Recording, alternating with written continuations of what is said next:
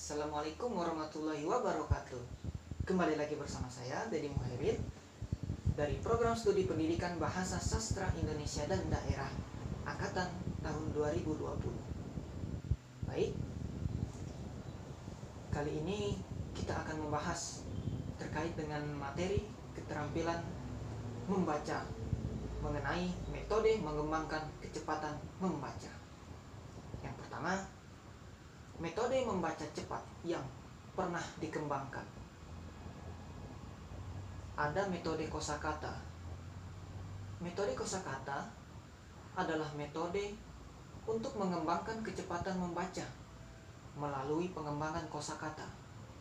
Artinya, metode ini lebih berfokus pada aspek pembendaharaan kata seorang pembaca. Cara mengajarkan makna kosakata yang efektif. Yang pertama, penyebutan sinonim.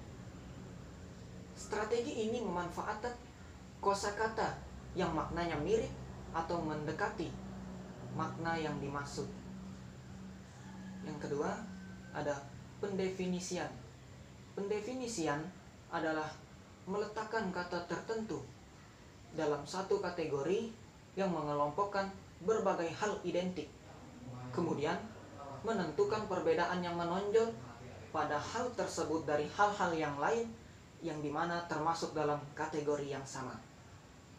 Yang ketiga, penyodoran gambar. Metode ini hanya dapat digunakan untuk sesuatu yang memiliki wujud saja.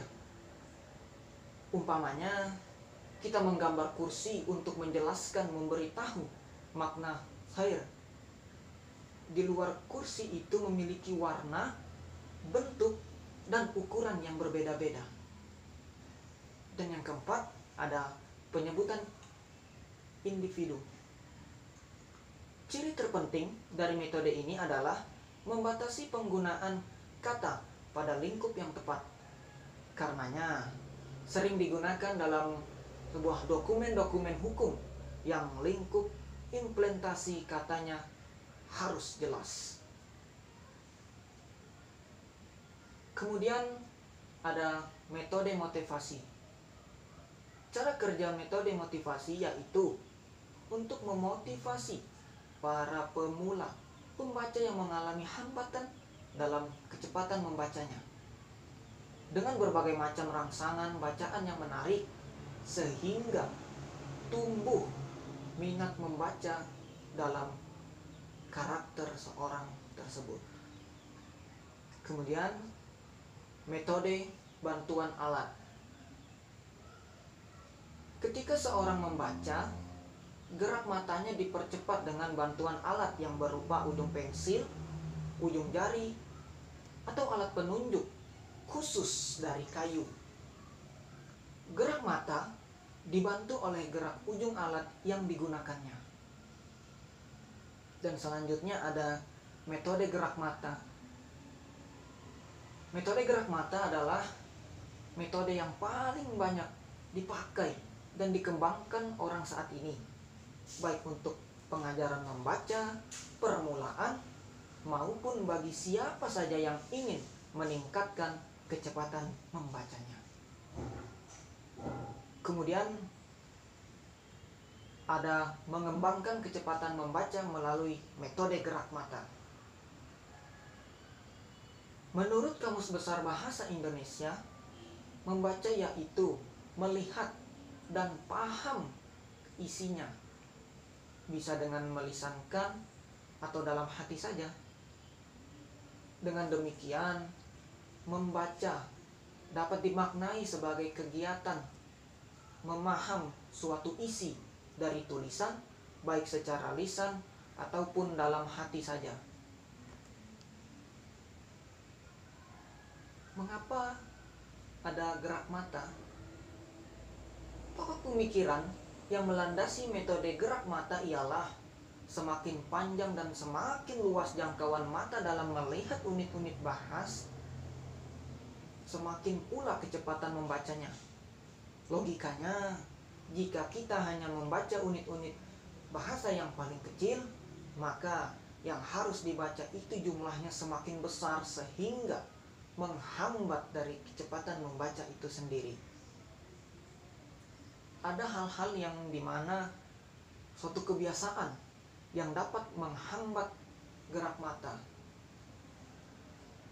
Sulit berkonsentrasi ketika kita tidak berkonsentrasi. Informasi yang diterima oleh mata yang diteruskan ke otak tidak mendapat perhatian yang cukup, sehingga kita kehilangan pemahaman atas bahan bacaan dan harus mengulangnya berkali-kali.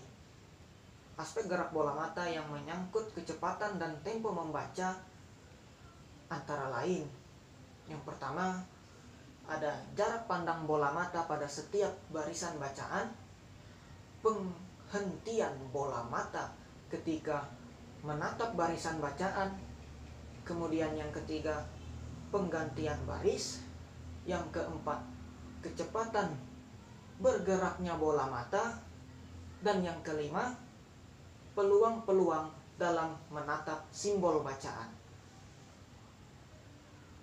Selanjutnya ada macam-macam gerak mata pada membaca cepat. Membaca cepat dapat dibedakan menjadi 3 macam, yaitu membaca dengan gerak mata horizontal, yakni mengikuti gerak baris-baris bacaan, membaca dengan gerak mata vertikal, yakni arah gerak pandangan mata menyamping ke bawah, dan yang ketiga ada gerak mata membentuk spiral. Selanjutnya ada tipe-tipe pembaca yang tidak efisien. Yang pertama, tipe pembaca yang memfokalkan apa yang dibacanya.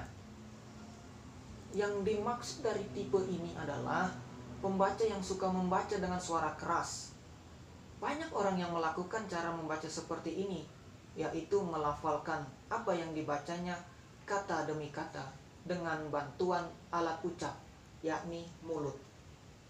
Kemudian ada membaca sambil tiduran atau berbaring.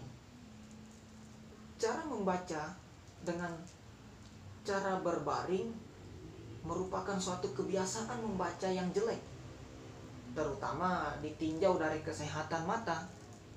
Dengan membaca sambil berbaring, mata dipaksa untuk bekerja lebih keras, sehingga mata mengalami kelelahan.